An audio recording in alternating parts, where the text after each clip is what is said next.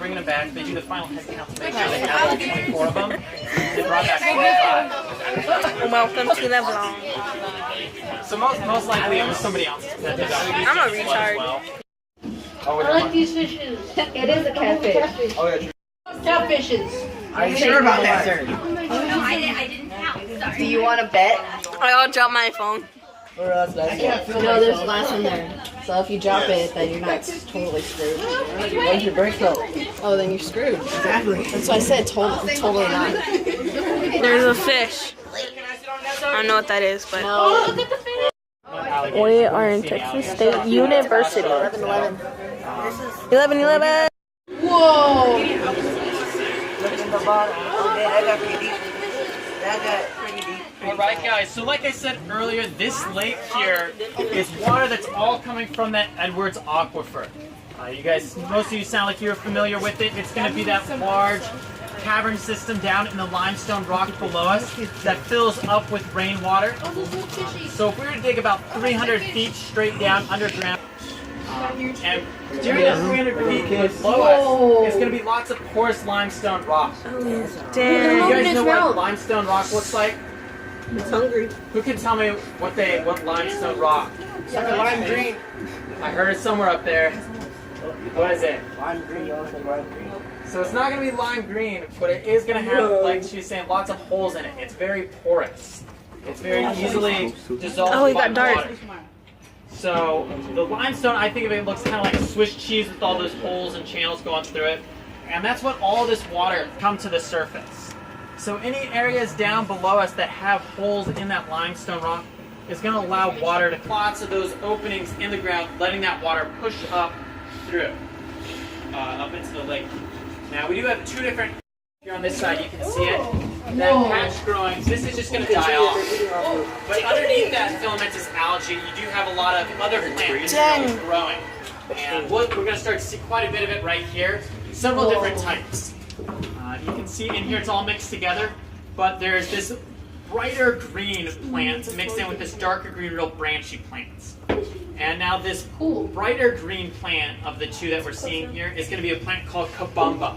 And it's kind of mixed in. I'll point out when we come over patches of just Kabumba so you guys can see it better. But it's mixed in here with this darker green plant that's real branchy, looks like a spider web going off in all different directions, is a plant called Hornsworts. Now the hornswort is a kind of the weed we have here at the lake, and we actually have to have efforts to control how much that hornswort grows. So we have volunteer scuba divers that come out here and act as our aquatic gardeners. So just like pulling weeds out of a garden or your yard at home, they have to go down here. Turtle! What did you say that was called again? The plant is hornsworts. Turtle. But we also have those little turtles that also help act as aquatic gardeners, snacking on all this vegetation. And we have quite a few turtles out here. Since this water is coming from underground, that geothermal heat is going to keep this water at the same temperature of 72 degrees all year round. Yes. So those turtles, like the one we just saw there, actually don't have to hibernate during the winter since the water will stay warm enough for them. Dude, I wonder if it's giving me steps on you. It doesn't even look like that deep. It doesn't look. It is deep. So right here would be about 18 feet deep. That's going to be about the average depth of our lake. We do have an area that goes quite a bit deeper, down about 30 feet to the bottom, which we'll see here in just a moment. But right now we're coming over a good patch of the other type of plant. If you guys look down here at this bright green bushy plant, it almost looks like a bottle brush. That's going to be a plant called Kabumba. And I think Kabumba is really cool. If you look right here, kind of closer to my side, you'll see little white flowers growing off the tips. Does everyone see that? Yeah. So those flowers usually only grow once the plant reaches the surface of the water. But with how clear it is, enough sunlight reaches down, that actually tricks these plants into blooming early underwater.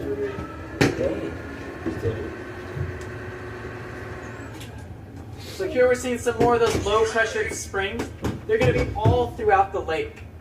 There's lots of times that springs will disappear or new springs will pop up, depending on how much water there is in the aquifer. So since you guys are from San Antonio, there's a good chance that your drinking water comes from the Edwards Aquifer. The Edwards Aquifer services over 2 million people in the San Antonio region with their drinking water. But it is a delicate balance that we have to play with how much water is taken out for human use versus how much water is left in the aquifer to come from these springs. So we do have lots of endangered species. Here at this lake we have 8 threatened and endangered species that rely on those springs. So if we were to pump all the water out of the aquifer for people that has that white sand right next to it. And we're going to kind of follow up this crack.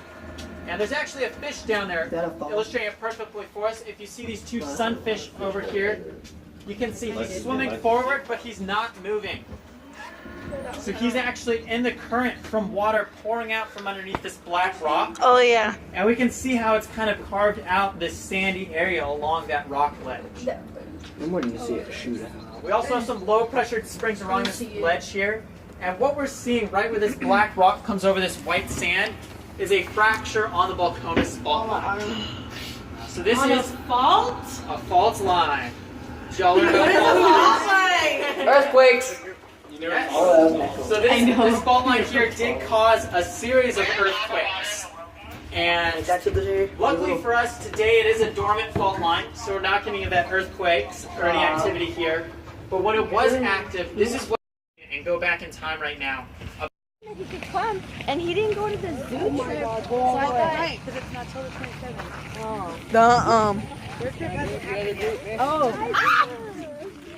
Retard. Wetlands boardwalk. That's no dogs, no bicycles, no smoking on the boardwalk. Jackie. What? What do you mean, Jackie? I don't even smoke.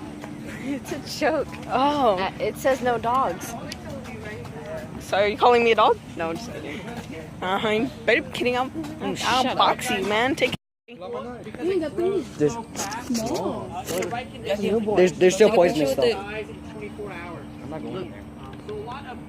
Alright, so some people are asking what's going on over here.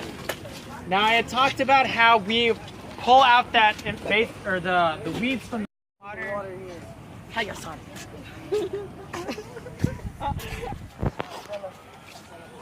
There, Toby. a frog. What? It's a Nice! So nice! So we are floating right now, so we'll rock. Well, this is limestone.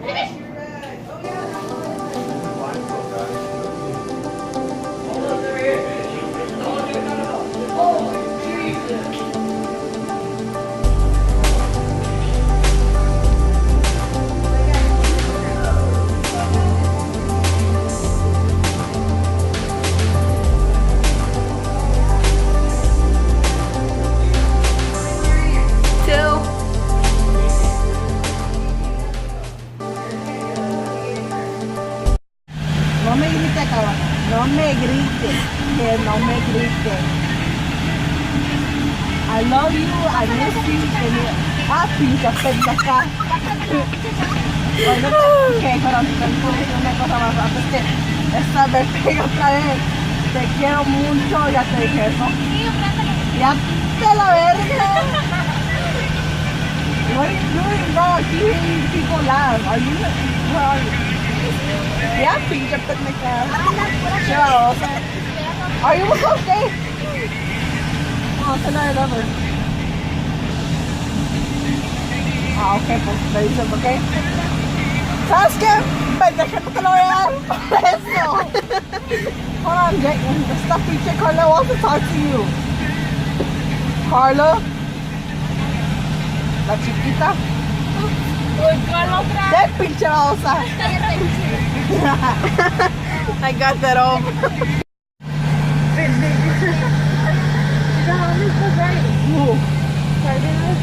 Yes, she's following her. Yes, she is. Look, she's going over. Look, I will show you. She's in her fucking hand. What?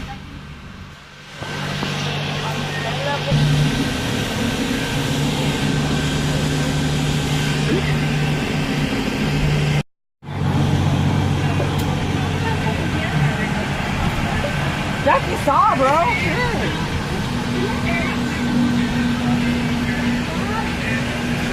¿Qué, güey? Está ahí. Se me dio la cosa. Heading home. Ay, no te quiero hablar. Qué babosa. Because I have no password. Yeah. Qué changa.